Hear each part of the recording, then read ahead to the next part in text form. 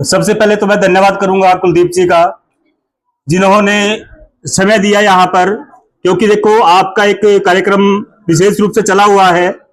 हरियाणा ग्रामीण आजीविका मिशन लगातार आपके लिए प्रयासरत है और उसी के तहत सरकार की जो योजनाएं हैं आपको लगातार मिलती रहती है। तो सरकार का ही एजेंडा है जो मैं आज एक आपके बीच में लेकर के आया हूं। MDD of India, just right for children, दो संस्थाएं मिलकर के बाल विवाह को लेकर के जागरूक करते हैं।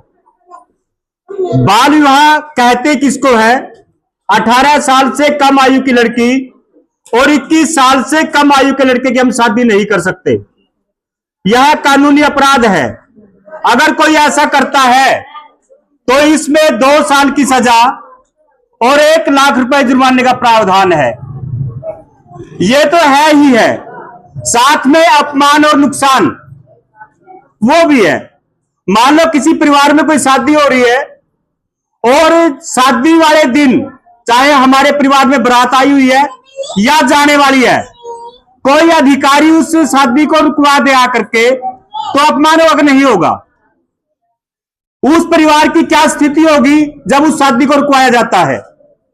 यानी वो परिवार ऐसी स्थिति में जाता है, जो अधिकारी शादी रोकने के लिए आए हुए हैं शायद इनको मार दे, क्योंकि हमारी इंसल्ट इतनी हो चुकी है। इसके साथ साथ नुकसान, जो आप जैसे परिवार है, यानी मध्यम परिवार है या आर्थिक रूप से कमजोर परिवार है, जब वो अपने परिवार में शादी करते हैं तो वो क्या करते हैं? किसी से कर्ज लेते हैं, क्योंकि उनके पास अपने पैसे नहीं हैं। कोई 2 रुपए सैकड़े पर लेगा, कोई 4 रुपए लेगा, कोई 5 रुपए लेगा, क्योंकि उसकी मजबूरी है। अगर ऐसी मजबूरी में वो आदमी कर्ज लेकर के पैसे लेता है और पैसे लेने के बाद जो उसने पैसे लगाए शादी के अंदर, पूरी व्यवस्था की, खाना बनाया, अपने घर पर जो सामान लेकर के आए और भी व्यवस्था वो पूरी करता है उस पैसे से, मगर वो पैसा जिसके लिए वो कर रहा है वो उसका काम नहीं आया, क्योंकि वो शादी के लिए लगाए थे और वो शादी बीच में रुक गई, वो पैसा उसका बेकार गया, तो ये उसका नुकसान भी है। तो किसी भी व्यक्ति का अपमान और नुकसान न हो, इसके लिए सरकार सजग है और वो लगातार प्रयास में है कि वो कोई भी व्यक्ति बाल विवाह ना करे। इसके लिए हम जागरूक कर दे। मगर आज बहुत से लोग बोलते हैं कि आज तो सभी पढ़े लिखे हैं, अब बाल विवाह होते कहां हैं? तो मैं आपकी जानकारी के लिए बता दूं, अपना करनाल जिला सबसे विकसित जिला माना जाता है। भाई यहां तो बहुत अच्छा, सब कुछ लोग अच्छे हैं, जमीन अच्छी है, पानी अच्छा है, यहां कोई दिक्कत नहीं। मगर उसके बावजूद भी हर साल 250 केस यहां बाल विवाह के रजिस्टर्ड होते हैं। तो ऐसे जब जिलों में इतने बाल विवाह रजिस्टर्ड होते हैं, और वो तो ये है जो हमारी नजरों में आए, ऐसे भी होंगे जो हमके पता नहीं लगे, तो लगभग हम मानते हैं कि 300 से लेकर के 400 तक हर साल बाल विवाह होते हैं। कोई भी बाल विवाह ना हो, इसके लिए हमारा प्रयास है। दूसरी बात, इफेक्ट किस पर है? आप बहुत सी माताएं बहनें बैठी है, बाल विवाह का सबसे ज्यादा प्रभाव बेटियों पर पड़ता है। अगर आप थोड़ा पीछे चलकर जाए, जो हमारी दादी जी थी, हमारी माताएं थी, वो पूरा दिन खेत में काम करती थी और पूरा दिन खेत में काम करने के बाद शाम को बच्चे को जन्म दे देती थी, कोई दिक्कत नहीं थी उनको। कोई डॉक्टर के पास नहीं जाना, किसी के पास नहीं जाना, घर पर ही सारी व्यवस्था हो जाती थी। मगर आज की स्थिति कैसी है?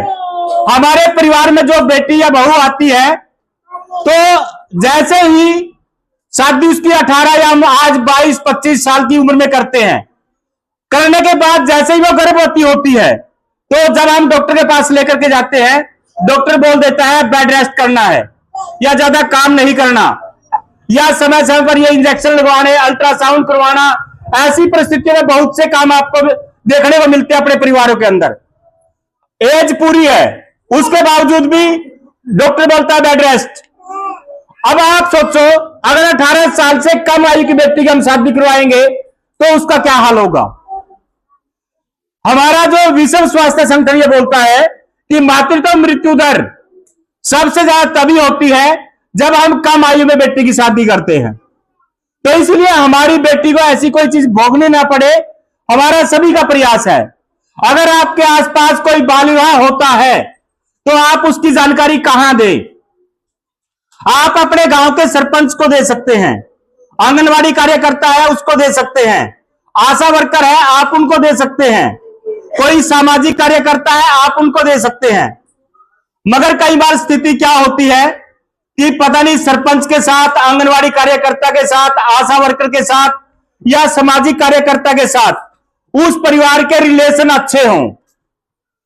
अगर आप उनको बोले, वो आशा वर्कर, वो आंगनवाड़ी कार्यकर्ता, वो सरपंच उस परिवार को बोल दे कि भाई आपके परिवार की शिकायत करने के लिए वो लेडीज आई थी या वो बेटी आई थी, वो बहू आई थी, वो परिवार क्या करेगा? आपके घर खड़े हो जाएगा कि आपने हमारी शिकायत क्यों करी। तो ऐसी परिस्थिति में कई बार दिक्कत आ जाती है। तो मेरा आप सभी से अनुरोध है, अगर आप इनको भी नहीं कॉल करना चाहते तो डायल 112, आपने शायद बहुत सारे नंबर सुना होगा, देखा होगा। अपने गांव के आसपास एक पुलिस की गाड़ी घूमती रहती है जिस पर लिखा होता है डायल 112। आप डायल 112 पर कॉल करके जानकारी दे सकते हैं कि यहां पर बाल विवाह होने जा रहा है। मगर कई बार डर लगता है कि कभी आप पुलिस वाले को कॉल करें, पुलिस वाले हमारे घर के पास खड़े हो जाए आकर के, चलो जी हमको लेकर जाओ उसके घर में, किसके घर में बाल विवाह हो रहा है। ऐसा कुछ होने वाला तो नहीं है, मगर कई बार ये हमारे मन में संशय रहती है। तो इसलिए अगर आप डायल 112 पर भी कॉल नहीं करना चाहते तो आप 1098 1098 1098 कैसे भी याद कर ले इस नंबर को आप। तो ये है चाइल्ड हेल्पलाइन नंबर, बच्चों की सहायता के लिए नंबर है। तो आप यहां जो है कॉल करके जानकारी दे सकते हैं कि सर हमारे मोहल्ले के अंदर, हमारे गांव के अंदर बाल विवाह होने जा रहा है। तो उस बाल विवाह को वो रुकवाएंगे और आपकी जानकारी, आपके नाम की जानकारी किसी को नहीं देंगे। तो इसलिए आप सभी ने इन बातों का जो ध्यान रखना है। इसके साथ साथ आपको सबसे बड़ी समस्या क्या है? अगर आपके आस पड़ोस में कोई बच्चा स्कूल नहीं जाता, 10, 12, 9, 8, 7 कोई ऐसा बच्चा स्कूल में नहीं जाता, आप उसकी जानकारी भी हमें दे सकते हैं। हम ऐसे बच्चों की काउंसलिंग करवाते हैं और काउंसलिंग करवाने के बाद उसका दोबारा स्कूल में एडमिशन करवाते हैं ताकि वो बच्चा भी पढ़ पाए और अपना भविष्य जो है संवार पाए। मगर जो बाल विवाह की स्थिति में सबसे ज्यादा कारण क्या आते हैं कि बाल विवाह क्यों होते हैं? बच्चों का मां बाप के कहने से बाहर चले जाना, अर्थात बच्चों का गलत रास्ते पर चला जाना। बहुत सी बेटियां और बहुत से बेटे आज अपने माता पिता के कहने से बाहर है। जो मोबाइल, जो सोशल मीडिया है, उनका उनके दिमाग पर गलत प्रभाव हो चुका है और वो बेटी है वो गलत रास्ते पर लग चुकी है।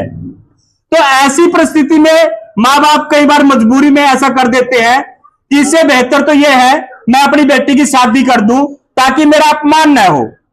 ऐसी परिस्थिति में, ऐसी मजबूरी में वो उसकी शादी करवा देते हैं और इन परिस्थितियों को फिर उनको भोगना पड़ता है, कोई बीच में पता लग जाता है। तो मेरा आप सभी से अनुरोध है कि अगर ऐसा कोई परिवार में जो ऐसी कोई बेटी है या बेटा है, एमडीडी बाल भवन हमारा करनाल के अंदर है, जो फूसगढ़ रोड के बाद है, वो वहां पर हर शनिवार को कैंप लगता है और बहुत से माता पिता अपने ऐसे बच्चों को लेकर के वहां पर आते हैं और उन बच्चों की काउंसलिंग करवाते हैं।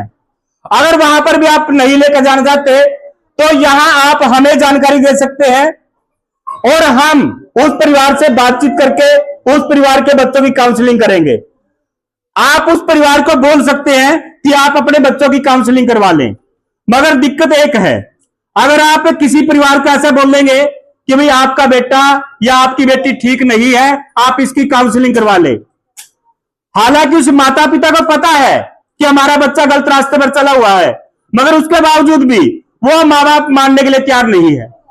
आप उसको बोल लेंगे तो वो आपके साथ लड़ने के लिए आ जाएगा कि आप हमारे बच्चे के बारे में ऐसा बोल रहे हो। तो मेरा आप सभी से अनुरोध है कि ऐसे बच्चों का अगर कोई जानकारी आपको है तो आप, आंगनवाड़ी कार्यकर्ता है, आशा वर्कर है, आप उनको दे दे, वो हमें बता दे। हम उस मोहल्ले में मीटिंग करेंगे और मीटिंग करने के बाद उस परिवार को उस मीटिंग में शामिल करेंगे और शामिल करने के बाद जो है हम यही बातें उनसे करेंगे तो उनके मन में बात आएगी भाई हमें भी अपने बच्चों की काउंसलिंग करवानी चाहिए। तो ऐसी परिस्थिति में वो हमें हमें बोल लेंगे, हम उन बच्चों की काउंसलिंग करवाएंगे। हमारा उद्देश्य है कि परिवारों को कोई दिक्कत ना हो, आने वाले जो हमारे बच्चे हैं उनके भविष्य में कोई ऐसी दिक्कत ना हो, उनको कोई ऐसी बीमारियों का सामना न करना पड़े, उनका शरीर स्वस्थ रहे, ऐसा हमारा उद्देश्य है। तो इसलिए हमारा आप सभी से अनुरोध है, अगर आपके आसपास कोई भी बाल विवाह हो रहा है, आप उसकी जानकारी जरूर दें। इसके साथ साथ मैं आपसे एक अनुरोध और करूंगा, अगर आपके क्षेत्र में जो गरीब परिवार हैं, जो प्रशासन तक पहुंचने में दिक्कतें कई बार आती है, तो उसकी जानकारी हमें दे सकते हैं। जैसे हम अपने परिवार में बेटी की शादी करते हैं, उसका कन्यादान का फॉर्म हम भरते हैं। जब भरने के बाद हमें दफ्तरों से रास्ता नहीं मिलता, बार बार चक्कर लगाते हैं और हम थक जाते हैं चक्कर लगाते। फिर हम क्या करते हैं, कोई दलाल ढूंढते हैं, भाई मैं आपको 10,000 रुपए दे दूंगा, आप मेरी जो हमारा कन्यादान पास करवा दो या कन्यादान दिलवा दो। ऐसा बहुत से लोग करते हैं। तो मेरा आप सभी से अनुरोध है कि अगर आपके परिवार में या आपके आस पड़ोस में कोई ऐसी बेटी है जो 15 से 18 साल के बीच में है, मेन उद्देश्य हमारा बाल विवाह रोकना है। अगर कोई आपके आसपास ऐसी बेटी है, हम उसका एक वचन पत्र लेते हैं कि भाई आप बाल विवाह नहीं करोगे, मगर उस बाल विवाह न करने के पश्चात आपको हम एक श्योरिटी देते हैं कि वो फॉर्म भरने के बाद हम ऑनलाइन अपने एक रिकॉर्ड में रखते हैं। जब भी वो परिवार अपनी बेटी की शादी करेगा 20 साल में, 22 साल में, 25 साल में, और उसके बाद जब वो कन्यादान का फॉर्म भरेगा तो वो हमें जानकारी दे सकता है कि सर हमने फॉर्म भरवा दिया है, आप हमारा जो कन्यादान का फॉर्म भरने के बाद हमारी पैरवी कीजिए। हम आपकी बिल्कुल फ्री में पैरवी करेंगे। वहां दफ्तर में हम जाएंगे, हम उनको बोलेंगे कि सर इनका कन्यादान की जो है किस्त जो है नहीं पहुंची, आप इनका कन्यादान जो है वो दें। तो इसके लिए हम पैरवी करेंगे, उसको कहीं जाने की जरूरत नहीं है। तो ऐसा फॉर्म हमारे पास वचन पत्र है। हमारा उद्देश्य बाल विवाह को रोकना है। अगर कोई भी ऐसा परिवार जिसके परिवार में बेटी 15 से 18 साल के बीच में है और वो गरीब परिवार है, क्योंकि जो बड़े परिवार है वो तो कहीं भी जा सकते हैं, उनके काम हो सकते हैं, मगर जो मध्यम परिवार है जिनको आने जाने में दिक्कतें हैं, उनके लिए समस्याएं हैं, ऐसे परिवार के आप फॉर्म भर सकते हैं, ताकि हम भी अपना काम साथ में करते रहें और हम आपका सहयोग करते रहें। धन्यवाद।